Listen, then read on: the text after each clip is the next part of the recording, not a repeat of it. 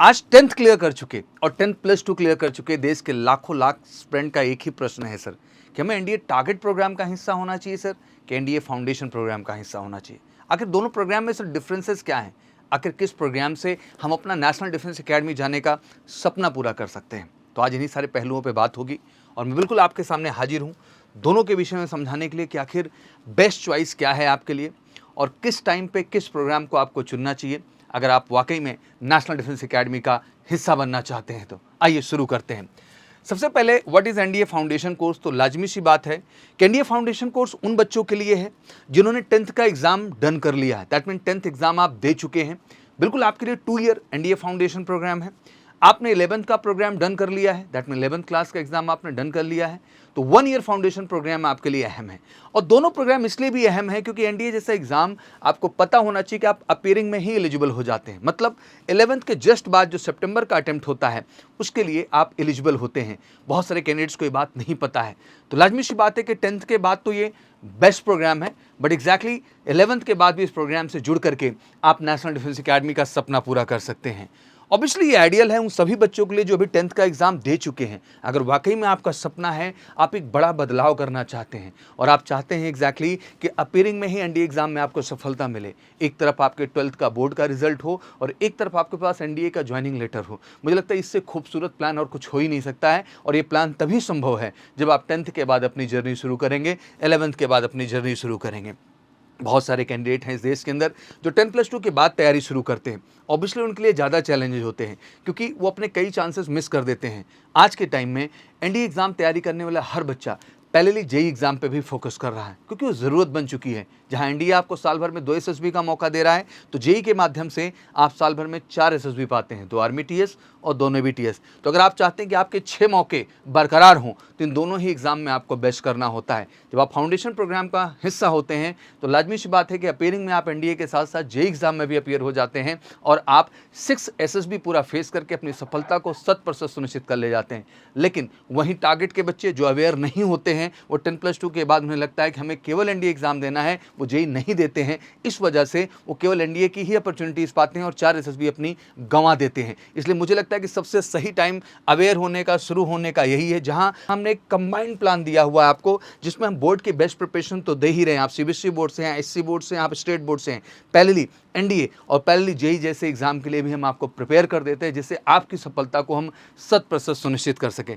तो बिल्कुल, और कहीं ना कहीं पूरी जर्नी में जहां एक तरफ एकेडमिक हमारी प्रायोरिटी है क्योंकि आपको पता है कि फौज में सफलता आपकी पर्सनालिटी भी बहुत बड़ा रोल करती है, पर्सनालिटी बहुत बड़ा रोल प्ले करती है। तो हम आपकी पर्सनालिटी पे भी इक्वली काम करते हैं बिकॉज वो आप में वेलक्यूज ऑफिसर लाइक क्वालिटीज़ का होना भी ज़रूरी है। अब एनडीए टारगेट की बात करें तो ऑब्वियसली 12th के बाद की जर्नी शुरू करते हैं बच्चे।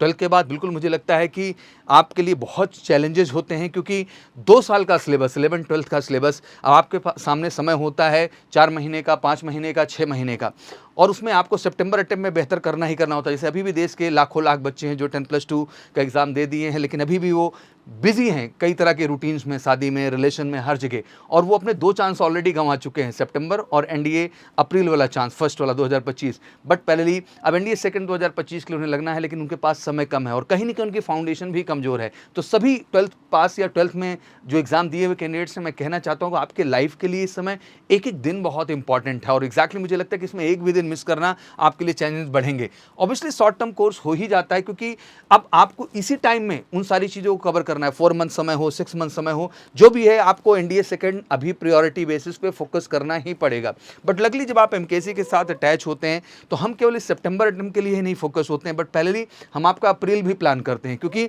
हमारा सोचना है कि ये सितंबर तो आप दे ही रहे हैं बट नेक्स्ट अप्रैल में आप एनडीए भी देंगे, जेई भी देंगे, क्योंकि जो एसएसबी इस साल आपने 4 एसएसबी गंवाई है जेई ना दे करके, हम नहीं चाहेंगे कि नेक्स्ट ईयर भी वो 4 एसएसबी आप गंवा दे। तो हमारी कोशिश यही होगी कि एनडीए प्लस जेई दोनों में सफलता दे के आपके करियर को 100% हम सुनिश्चित कर सकें। तो एग्जैक्टली एमकेसी का जो 1 ईयर टारगेट प्रोग्राम है वो बेस्ट प्रोग्राम है आपके लिए, जिसमें हम NDA, JEE and parallelly SSB की भी बेस्ट प्रिपरेशन आपको देते हैं। बेस्ट बैचेस आपको मिलती हैं फोकस तरीके से, जो फाउंडेशन में जो 11-12 में आपने अच्छे से पढ़ाई नहीं की है उसको इन बैचेस में मेहनत करके कवर अप करते हैं और आपके परफॉर्मेंस को बेहतर बनाते हैं। तो ऑब्वियसली अगर फाउंडेशन प्रोग्राम मुझसे कहेंगे तो 10th के बाद जो भी कैंडिडेट हैं 2 ईयर प्लान उनके लिए बेस्ट प्लान है, इससे बेहतर कुछ हो ही नहीं सकता है, क्योंकि मैं board plus NDA plus JEE हर प्रोस्पेक्ट पे हम कवर कर रहे हैं। 11th के बाद भी आप जुड़ सकते हैं 1 ईयर के लिए, जब जागो तभी सवेरा एग्जैक्टली। और कहते हैं अर्ली स्टार्ट तो obviously equal to strong base, और मुझे लगता है कि ये रिजल्ट की ओर लेके बढ़ता है। बट पहले टारगेट में भी जो हमारा 1 ईयर का प्लान है NDA plus JEE plus SSB का, वो बेस्ट प्लान है। अगर उसका भी हिस्सा आप बनते हैं तो सितंबर तो हम अटैक करेंगे ही करेंगे, बट पहले अप्रैल में आपको एनडीए प्लस जेई में 100% सफलता दिला के आपके सक्सेस चांसेस हम 100% इंक्रीज कर देते हैं, तो भी बढ़िया प्रोग्राम रहेगा। बिल्कुल intense focus is equal to fast result. मुझे लगता है कि ये समय है जब आपको इस शॉर्ट टर्म में बड़े आउटकम को लेना है तो बड़े ही बेस्ट फोकस प्लान के तरीके चलना होगा। तो आप समझ पा रहे हो कि एनडीए फाउंडेशन किसके लिए है और एनडीए टारगेट किन बच्चों के लिए है एग्जैक्टली। तो ये बिल्कुल real choosing the between foundation and target ये क्लियर हो चुका होगा आपको। It's depend upon your qualification and education, आप क्या डिसाइड किए हैं। फाउंडेशन प्रोग्राम में हम आपके स्कूल प्लान को भी कवर करते हैं, इसलिए उसकी भी चिंता करने की आपको तनिक भी जरूरत नहीं है। तो बस यही कहना चाहता हूँ कि this is a time, start your journey with the right thing, don't blindly follow the friends, listen your opinion, your thought process, your object, your goal, ये ज़रूरी है आपके लिए। एंड एसएसबी को इतना अंडरस्टिमेट नहीं करना है। बहुत सारे कैंडिडेट हैं जो सोचते हैं ऑनलाइन हम डिफेंस की प्रिपरेशन कर लेंगे, वो बिल्कुल सही नहीं है, बिकॉज फौज के अंदर सिलेक्शन रिटर्न के बाद एसएसबी भी उतना ही मायने रखता है, और एसएसबी रियल टाइम टेस्ट है जहां आपकी पर्सनैलिटी को एनालाइज किया जाता है। तो इट्स इंपॉर्टेंट कि आप ऑफलाइन वर्जन में आएँ, और आपको ये लगता है कि आप रिटर्न प्लस एसएसबी घर में बैठे एक मोबाइल में स्क्रीन में देखते हुए चीज़ों को मैनेज कर सकते हैं, तो इस गलत फहमी से भी आपको बाहर आना होगा। मैं यही कहूँगा स्टार्ट जितनी जल्दी आप प्रिपरेशन शुरू करेंगे 10th के बाद, 11th के बाद, 12th के बाद, उतना आपके लिए अच्छा होगा। Pick the course and that fits your timeline, ये भी बहुत ज़रूरी है। साथ ही साथ stay consistent and train for the SSB from day 1। और मुझे लगता है जितना हम रिटर्न के प्रोस्पेक्ट से काम करें उतना एसएसबी के दृष्टिकोण से काम करेंगे तो ऑब्वियसली हमारी सफलता 100% सुनिश्चित हो पाएगी एग्जैक्टली। वर्डिक्ट चूज जो है foundation if you want strong academics, long term preparation, choose target if you ready to crack the NDA soon with full focus. And obviously for the target there is no option. आप 12th कर लिए हैं तो target plan के लिए जाएंगे, but 10th और 11th के लिए अभी भी ऑप्शन है। अगर आप जग जाएंगे तो मुझे लगता है आप वो सब कुछ पाएंगे जो आप पाना चाहते हैं। और एग्जैक्टली एमकेसी कैंपस एक बेस्ट प्लान देता है 10th के बाद, 11th के बाद और 12th के बाद। और हमारा एक ही लक्ष्य है कि साल भर में कम से कम 6 एसएसबी हम आपको दिलाएं। 6 एसएसबी, मैं बार बार पॉइंट आउट कर रहा हूँ, ध्यान से समझिएगा।